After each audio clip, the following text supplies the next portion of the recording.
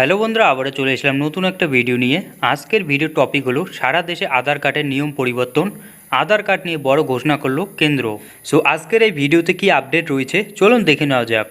Biometric ছাড়া আধার card নিয়ে দেশ জুড়ে বড় পরিবর্তন, না জানলেই বিপদ।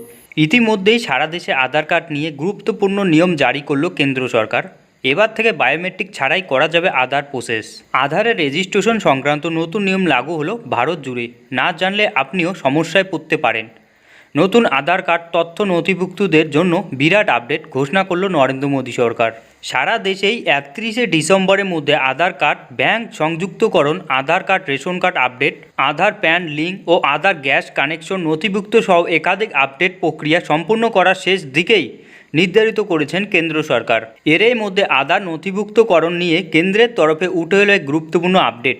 এবার থেকে নাকি বায়োমেট্রিক ছাড়াই সম্পূর্ণ করা যাবে আধার নথিভুক্তিকরণ প্রক্রিয়া।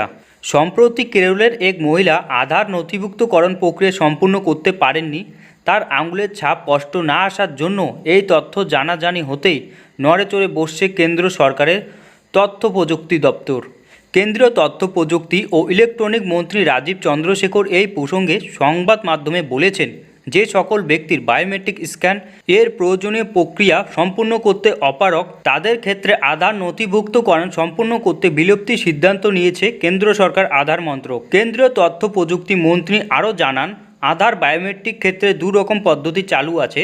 যাদের ফিঙ্গারপ্রিন্ট স্ক্যান করে স্পষ্ট ছাপ আসবে না, তাদের চোখে আইরিস স্ক্যান করে বায়োমেট্রিক সম্পূর্ণ করতে হবে।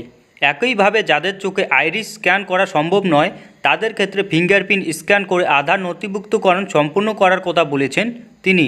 কিন্তু যাদের ফিঙ্গারপ্রিন্ট বা চোখের আইরিস কোনোটাই স্ক্যান করা সম্ভব নয়, তাদের ক্ষেত্রে আধার রেজিস্ট্রেশনের উপায় বাতলে দিয়েছেন ইলেকট্রনিক মন্ত্রী।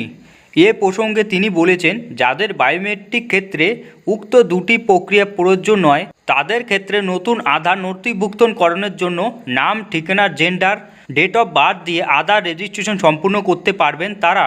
সো বন্ধুরা, এরকম বিভিন্ন সরকারি প্রকল্প, স্কলারশিপ ও নিত্য নতুন জব সম্পর্কে বিস্তারিত আপডেট পেতে আমাদের চ্যানেলটি সাবস্ক্রাইব করতে ভুলবেন না। দেখা হচ্ছে আরেকটি নতুন ভিডিওর সাথে।